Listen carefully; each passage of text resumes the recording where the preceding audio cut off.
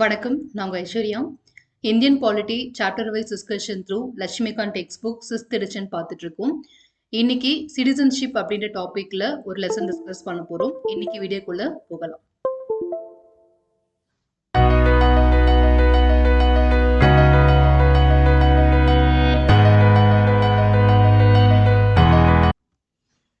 Lesson 85 தான் இன்னைக்கு நம்ம டிஸ்கஸ் பண்ண போறோம்.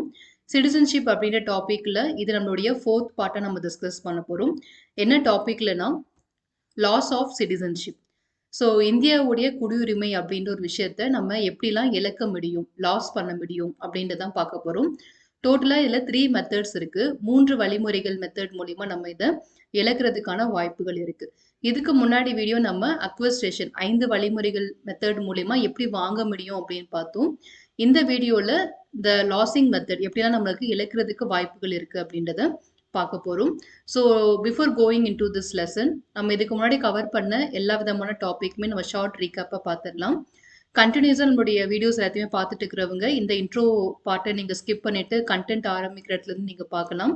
ஃபர்ஸ்ட் டைம் இப்போ தான் இந்த வீடியோக்கு நீங்கள் அறிமுகமாயிருக்கீங்க அப்படின்னா கண்டிப்பாக அந்த இன்ட்ரோடக்ஷனை பார்க்கணும். அப்போ தான் நம்ம இப்போ எந்த இடத்துல லட்சுமிகாந்த் டெக்ஸ்ட் புக்கில் ட்ராவல் பண்ணிட்டு இருக்கோம் அப்படின்றது உங்களுக்கு புரியும்.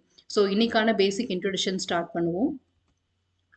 ஸோ பேசிக்காக நம்மளோட லட்சுமிகாந்த் டெக்ஸ்ட் புக்கை வந்து 11 சாப்டர்ஸை டிவைட் பண்ணியிருப்பாங்க. அதில் first chapter constitution frame work. இதில் டோட்டலாக 11 பார்ட்ஸ் இருக்குது. அந்த ஒவ்வொரு பார்ட்டை தான் இப்போ நம்ம பார்த்துட்ருக்கோம். இதுக்கு அடுத்த சாப்டர் வந்து system of government, central government, state government அப்படின்ற மாதிரி டோட்டலாக நமக்கு 11 சாப்டர்ஸ் இருக்குது. ஸோ இந்த ஃபர்ஸ்ட் சாப்டரில் நம்ம இப்போ 6th பார்ட்டில் இருக்கோம். First part historical background, second part making of the constitution, third salient features, fourth preamble, 5 union and its territory, 6th one வந்து சிட்டிசன்ஷிப் அப்படின்ற டாபிக். ஸோ ஃபர்தராக நம்ம இந்த 5 பார்ட்ஸ்லையுமே இந்த ப்ராக்கெட்டில் இருக்கிறது எல்லாமே நம்பர் ஆஃப் வீடியோஸ் அந்த டாப்பிக்கில் கவர் பண்ணுது. ஸோ ஒவ்வொரு டாப்பிக்காக எடுத்து நம்ம எவ்வளோ வீடியோஸ் கவர் பண்ணியிருக்கோம் அப்படின்றதையும் பார்த்துடலாம்.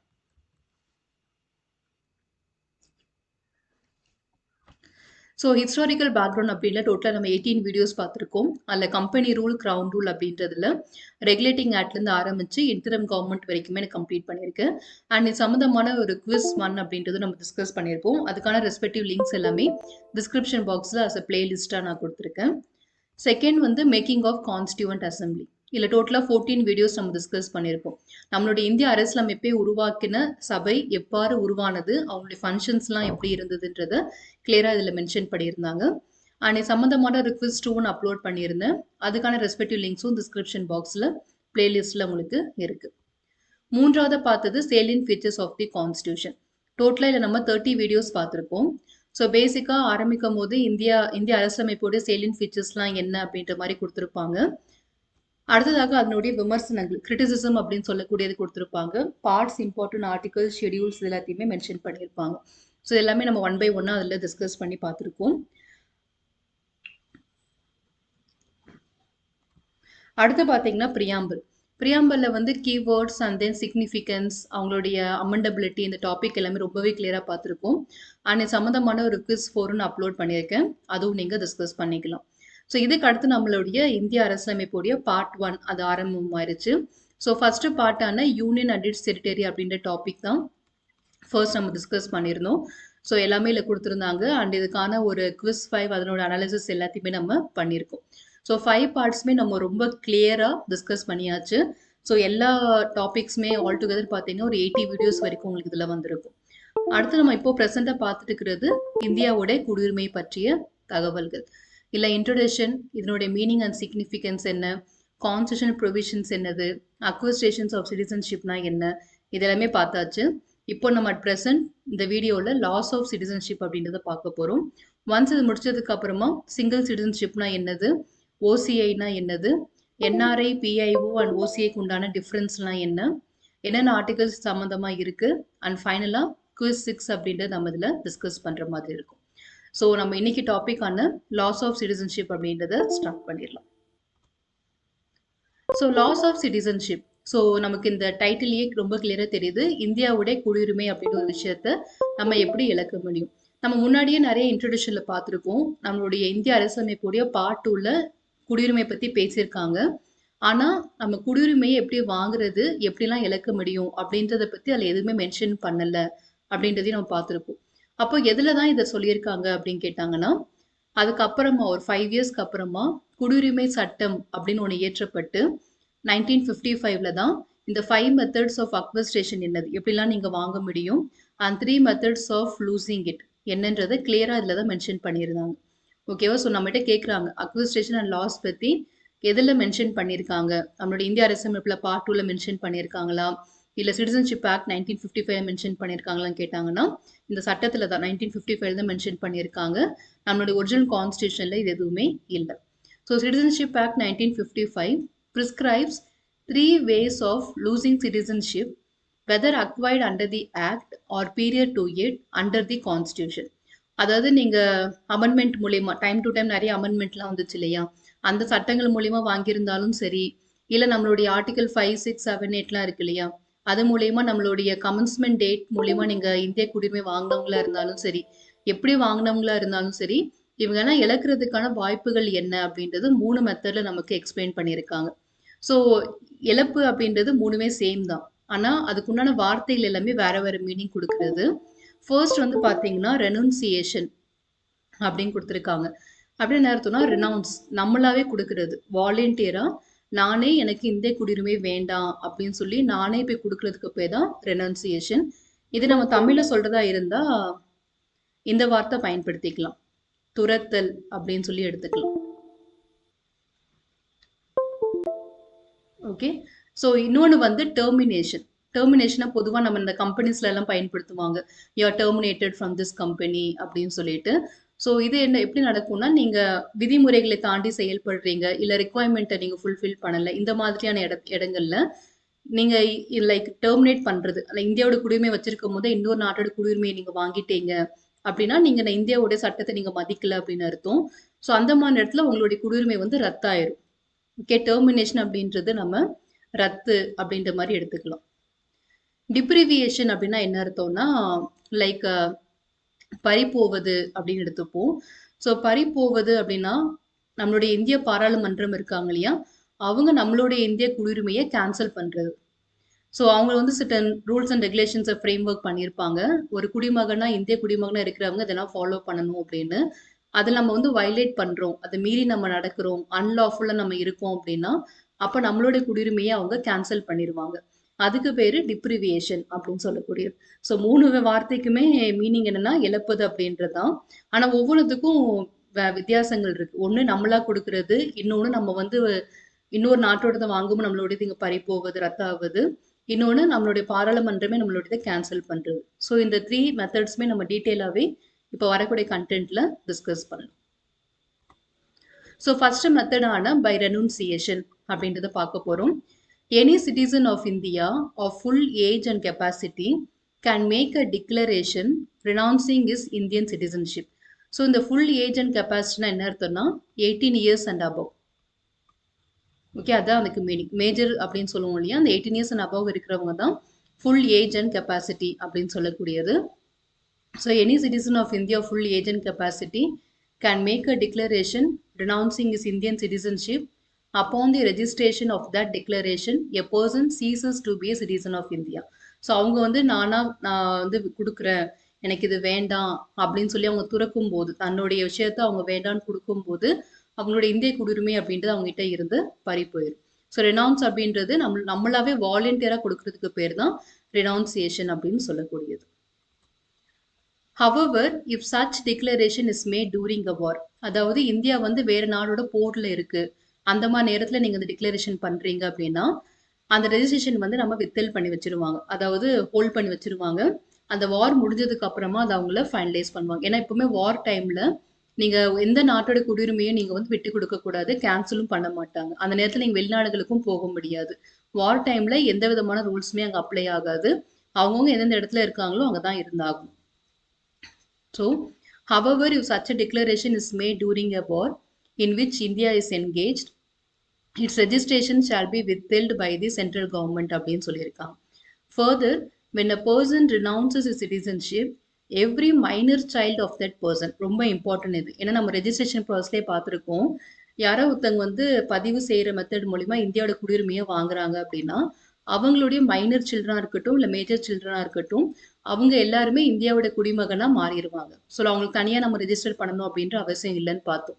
அதே மாதிரி இங்க இவங்க ரினவுன்ஸ் பண்ணும்போது யாரோ ஒருத்தங்க பேரண்ட்ஸ் வந்து இந்திய குடியுரிமை வேண்டாம் ரினவுன்ஸ் பண்றாங்கன்னா அவங்க குழந்தையுடைய சிட்டிசன்ஷிப் அந்த இடத்துல கேன்சல் ஆயிரும். ஓகே. ஆனா அந்த குழந்தை மேஜர் ஆனதுக்கு அப்புறமா இந்த ஃபுல் ஏஜ் அண்ட் கெப்பாசிட்டி வந்ததுக்கு அப்புறமா இந்தியாவோட குடியுரிமையை ரெசியூம் பண்ணிக்கணும்னு விருப்பப்பட்டா அப்ப அந்த குழந்தைய பண்ணிக்கலாம். ஆனா மைனரா இருக்கும் போது கண்டிப்பா அந்த குழந்தையோட குடியுரிமை வந்து கேன்சல் ஆயிரும். மேஜர் ஆனதுக்கு அப்புறமா ஒரு வாய்ப்பு இருக்கு. நான் இந்தியாவில தான் இருக்க விரும்புறேன், இந்தியாவோட குடிமகனா இருக்க தான் விரும்புறேன் அப்படி அந்த குழந்தை விருப்பப்பட்டா தன்னுடைய குடியுரிமையை அந்த பையனோ பொண்ணோ ரெசியூம் பண்ணிக்கலாம். இல்லைன்னா அவங்க எந்த நாட்டுக்கு போறாங்களோ அந்த நாட்டுல கண்டினியூ பண்ணிக்கலாம். ஸோ இந்த ஒரு கண்டிஷன்ஸ் வந்து இங்க அப்ளை ஆகுது. ஸோ வார் டைம்ல நீங்க விட்டு கொடுக்க முடியாது. அந்த நேரத்துல நீங்க குடுத்தாலும் பாராளுமன்றம் அது ஃபைனலைஸ் பண்ணாம வித்ஹெல்ட் பண்ணி வச்சிருவாங்க. யாராவது ஒருத்தங்க ரெனவுன்ஸ் பண்றாங்கன்னா அவங்களுடைய மைனர் சைல்டுக்கும் இந்தியாவோட குடியுரிமை வந்து கேன்சல் ஆயிரும். அவங்க மேஜர் ஆனதுக்கு அப்புறமா தேவைப்பட்டு அவங்க ரெஸ்யூம் பண்ணிக்கலாம். ஸோ இது எல்லாமே நம்ம ரெனவுன்சியேஷன் துரத்தல் அப்படின்ற அடிப்படையில பார்க்கக்கூடிய விஷயங்கள். இரண்டாவது மெத்தட் என்னன்னா டெர்மினேஷன். ஸோ டெர்மினேஷன் ரொம்பவே சிம்பிளானது. when an Indian citizen voluntarily acquires the citizenship of another country, இன்னொரு நாட்டோட குடியுரிமையை தானா போய் வாங்கிக்கிறது. வாலண்டியர் அப்படின்னா என்னோட சுய விருப்பத்தின் பெயர்ல நான் போய் வாங்கிக்கிறேன் அப்படின்னா மட்டும்தான் இந்தியாவோட குடியுரிமை உங்களுக்கு கேன்சல் ஆகும், ஆட்டோமேட்டிக்கா டெர்மினேட் ஆயிரும். ஸோ இந்த இடத்துல வந்து நோட் பண்றதுக்கு ஒரு பிராக்கெட்ல ஒரு இன்ஃபர்மேஷன் கொடுத்துருக்காங்க, ரொம்ப இம்பார்ட்டன்ட். அந்த வாலண்டரி அப்படின்ற வார்த்தைக்கு மீனிங் என்னன்னா நீங்க சுய நினைவோடு கான்சியஸா நீங்க இன்னொரு நாட்டோட வாங்கணும். நீங்க இன்னொரு நாட்டோட இது வாங்கினா இந்திய குடியுரிமை எனக்கு கேன்சல் ஆயிரும் அப்படின்ற நாலேஜ் இருக்கிற நபரா இருக்கணும். நோயிங்லி வேணும்னே போய் வாங்குறவங்களா இருக்கணும். எந்த விதமான வற்புறுத்தலோ இல்ல ஒரு ஆதிக்கமோ ஒரு இன்ஃப்ளூயன்ஸோ இல்லாம நீ இந்த மாதிரி பண்ணணும் அப்படின்னு யாரொருத்தவங்களை கம்பல் பண்ணுவாங்க இல்லையா, அந்த மாதிரி கம்பல் பண்ணி உங்க மேல ஆதிக்கம் செலுத்தி உங்களை பிரெயின் வாஷ் பண்ணி அந்த மாதிரி எதுவுமே நடக்கக்கூடாது. அந்த மாதிரி நடந்து அது மூலியமா நீங்க இன்னொரு நாட்டோடது வாங்குனீங்கன்னா அதை வந்து ஏத்துக்க மாட்டாங்க.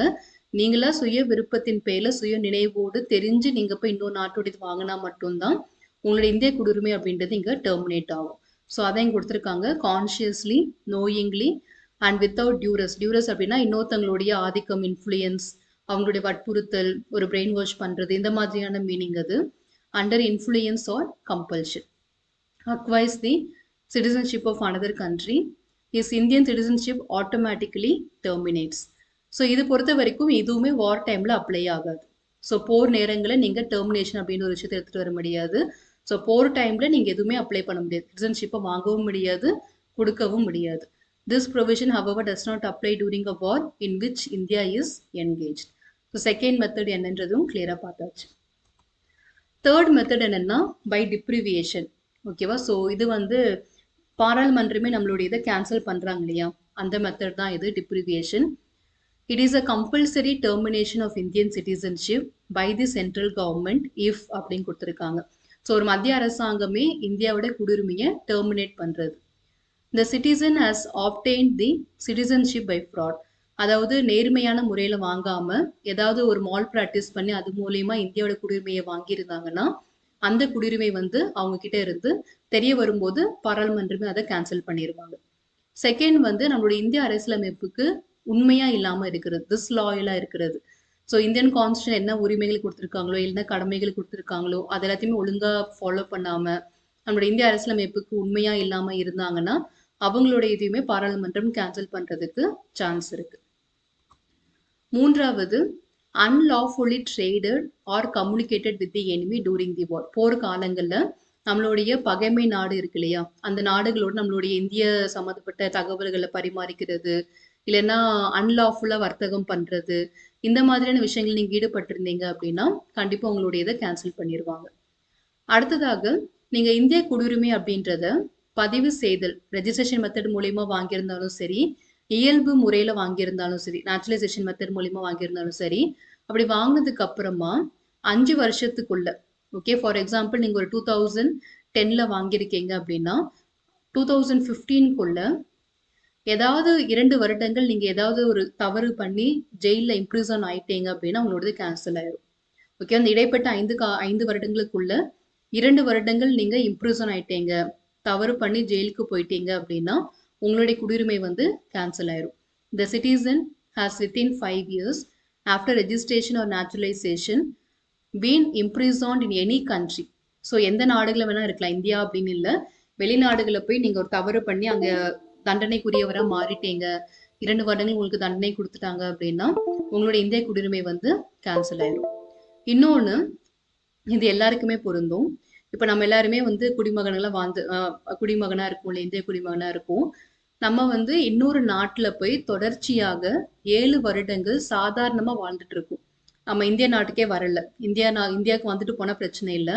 ஒரு 2020ல் நம்ம இந்தியாவில் இருந்து ஆஸ்திரேலியாவுக்கு போகிறோன்னு வச்சுக்கலாம். 2027 வரைக்கும் ஓகேவா, நம்ம இந்தியாவுக்கே வராமல் அங்கேயே 7 வருஷம் தங்கியிருந்து நம்மளுடைய வேலைகளை பார்த்துட்டு இருக்கோம் அப்படின்னா நம்மளோட இந்திய குடியுரிமை கேன்சல் ஆயிடும். நம்ம இந்தியா நாட்டில் இருந்து தொடர்ச்சியாக 7 வருஷம் நம்ம வேற எந்த நாட்டிலையுமே இருக்கக்கூடாது. அதனால் இந்தியாவில் ஒரு கண்டினியூஸாக 7 இயர்ஸ் நீங்கள் ஆப்சென்ட் ஆயிட்டீங்க, வாழாமல் இருக்கீங்க அப்படின்னா உங்களுடைய குடியுரிமை வந்து கேன்சல் ஆகும். சில நேரத்தில் அதுக்கு எக்ஸப்ஷன்ஸ்லாம் இருக்குது. மேபி சில மெடிக்கல் ரீசன்ஸாக இருக்கலாம். அந்த மாதிரி இருக்கும்போது முடிஞ்ச வரைக்கும் நீங்கள் ஒரு டைமாவது வந்துட்டு போயிடணும். அந்த டைமை வந்து நீங்கள் பிரேக் பண்ணிடணும். கண்டினியூஸாக 7 இயர்ஸ் இருந்துட்டீங்க அப்படின்னா பிரச்சனைக்குரியதாக மாறிடும். ஸோ இந்த மாதிரி இருந்தாலும் பாராளுமன்றம் உங்களுடைய இதை கேன்சல் பண்ணுறதுக்கு சான்ஸ் இருக்குது. ஸோ இந்த 5 மெத்தட்ஸுமே கிளியராக பார்த்துக்கோங்க. இது எல்லாமே டிப்ரிவியேஷன் அப்படின்ற மெத்தடில் வரக்கூடிய விஷயங்கள். ஸோ இப்போ நம்ம பாயிண்ட்ஸ் டு ரிமெம்பரில் நம்ம பார்த்த லாஸ் ஆஃப் சிட்டிசன்ஷிப் அப்படின்றத ரீகால் பண்ணிக்கலாம். ஸோ ஃபர்ஸ்ட் நம்ம பார்க்க போகிறது லாஸ் ஆஃப் சிட்டிசன்ஷிப். டோட்டலாக இதில் நமக்கு 3 ways இருக்கு. ஃபர்ஸ்ட் இதில் எதில் மென்ஷன் பண்ணியிருந்தாங்கன்னா, மென்ஷன்ட் இன் சிட்டிசன்ஷிப் ஆக்ட் 1955. டோட்டலாக 3 ways இருக்கு. ஸோ ஃபர்ஸ்ட் வந்து நம்ம பார்த்தது ரெனவுன்சியேஷன் அப்படின்னு சொல்லக்கூடியது, நம்மளாவே கொடுக்கறது. இன்னொன்று பை டெர்மினேஷன்.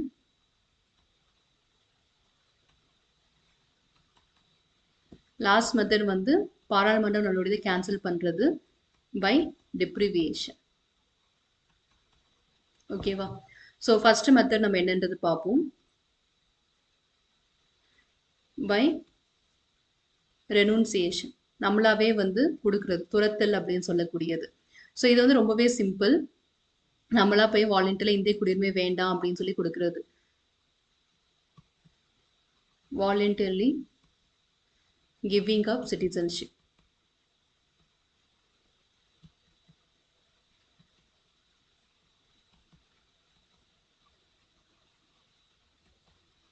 ஸோ இதில் என்ன கண்டிஷன்னா, நாட் டூரிங் அ வார். வார் டைமில் நீங்கள் அது கொடுக்க முடியாது. ஓகே, ஸோ இதில் என்ன விஷயம் கொடுத்துருந்தாங்கன்னா, இந்த மாதிரி கொடுக்குறவங்களுடைய மைனர் சில்ட்ரன் இருக்காங்க இல்லையா, minor children also will lose it, but they can resume after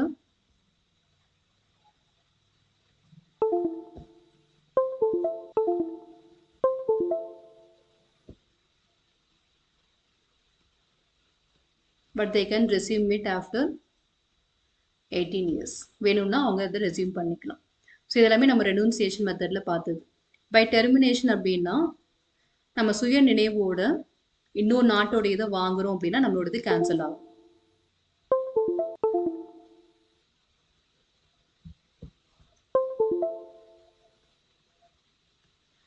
so with knowledge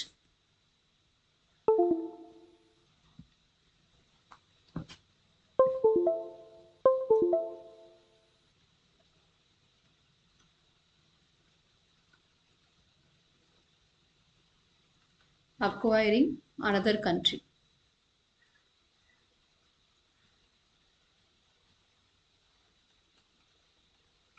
so இதுவுமே வந்து பார்த்தீங்கன்னா நாட் டூரிங் தி வார் தான். எந்த இதுவுமே வார் டைமில் நீங்கள் பண்ண முடியாது. ஸோ லாஸ்ட் நம்ம பார்த்தது by டிப்ரிவியேஷன்.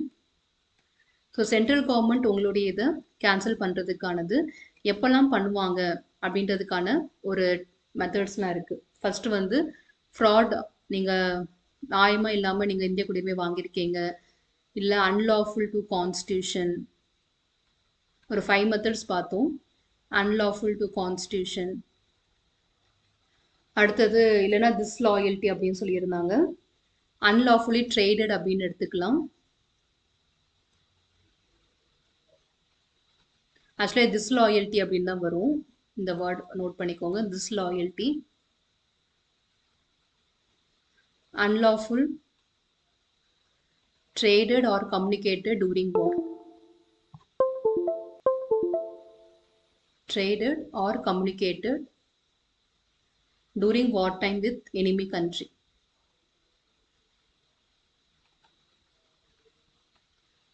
And 2 years of imprisonment.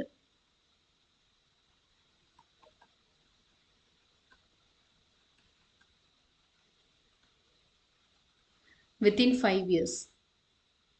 Within 5 years of registration. Registration பண்ணி 5 இயர்ஸ்க்குள்ள நீங்க 2 வருடங்கள் எங்கேயாவது நீங்க ஜெயில இருந்துட்டீங்க, தண்டனை வாங்கிட்டீங்க வெளிநாடுகள் அப்படின்னா உங்களோடது கேன்சல் ஆகும்.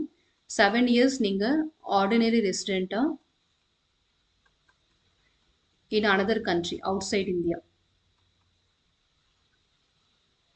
அப்படி இருந்தாலும் உங்களுடைய இது கேன்சல் ஆயிரும். கண்டினியூஸாக இருந்தால் தான். ஓகே, ஸோ நட்டில் நீங்கள் ஒரு பிரேக் எடுத்துட்டு வந்துட்டு போயிட்டீங்கன்னா பிரச்சனை இல்லை. கண்டினியூஸாக இருந்துட்டீங்கன்னா உங்களுடைய இது கேன்சல் ஆயிரும். ஸோ இதெல்லாமே நம்ம லாஸ் ஆஃப் சிட்டிசன்ஷிப் அப்படின்ற மெத்தடில் பார்த்த இன்ஃபர்மேஷன். ஸோ கிளியராக புரிஞ்சிருக்கும்னு நினைக்கிறேன். ஒருவேளை இந்த டாபிக் உங்களுக்கு புரியலன்னா கமெண்ட்ல கேளுங்க, நான் எக்ஸ்பிளைன் பண்ணுறேன். நம்மளோட அடுத்த டாபிக் வந்து சிங்கிள் சிட்டிசன்ஷிப் அப்படின்றது, ஒற்றை குடியுரிமை அப்படின்னு சொல்லுவோம். இந்த டாபிக் சம்மந்தமாக நம்ம டீட்டெயிலாக அடுத்த வீடியோவில் டிஸ்கஸ் பண்ணலாம். உங்களுடைய லட்சியங்கள் வெற்றியடைய வாழ்த்துக்கள். படிப்போம், பகிர்வோம், வெற்றியடைவோம். Let's crack it. நன்றி.